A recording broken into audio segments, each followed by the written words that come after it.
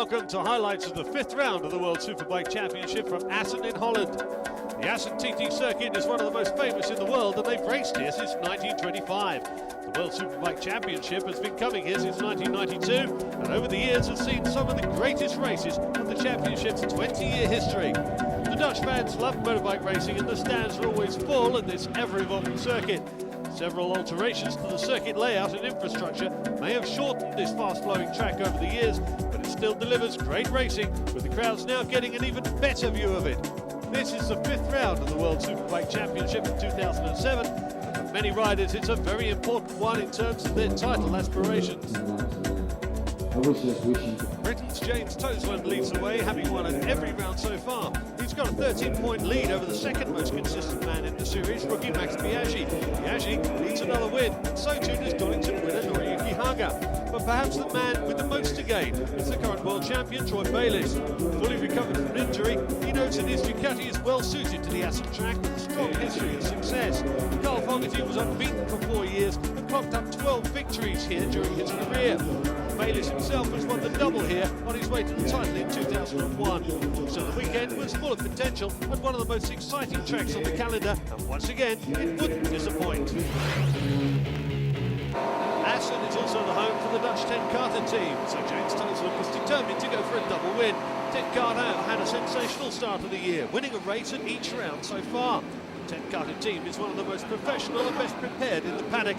Here's team manager Ronald Ten Carter to take us around the bike and describe some of the trick parts that make this Fireblade Honda so special. Hello, I'm Ronald Ten Carter, team manager of Hands-Free Ten Carter Honda. Welcome to our garage, and I will give you a view on what we are doing on our superbikes. As we all know, we start with a mass production Fireblade CBR 1000 RR. The main changes, which are very obvious to see, is the front fork. It's a WP closed cartridge system, bigger inner tubes, different triple clamps, so we can play with the offset of the fork here, and adjustments all over for high speed, low speed, damping, and preloads for springs. Big change as well, and very obvious to see, is the Nissin braking system which we have on the bike.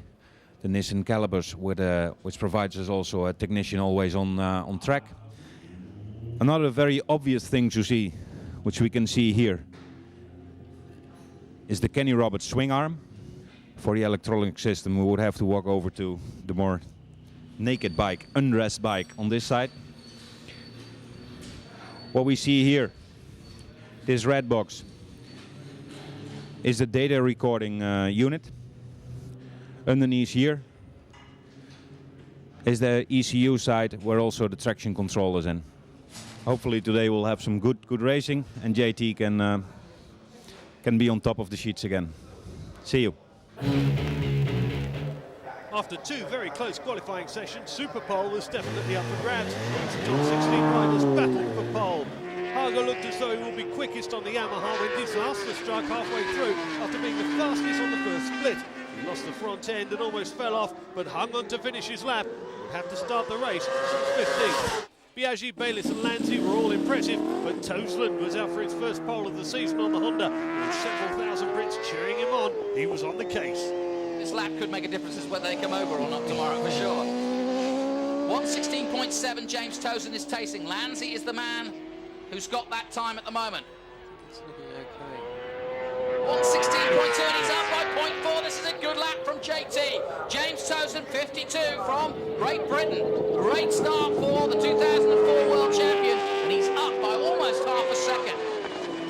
He really is down the marker for the 2 experienced men coming up. Corser and Bayliss, the 2 Aussies, and here comes the Englishman. 52 crosses the line in pole. Pleased with that.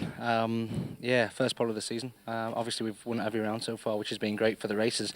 But you know, I'm just really pleased.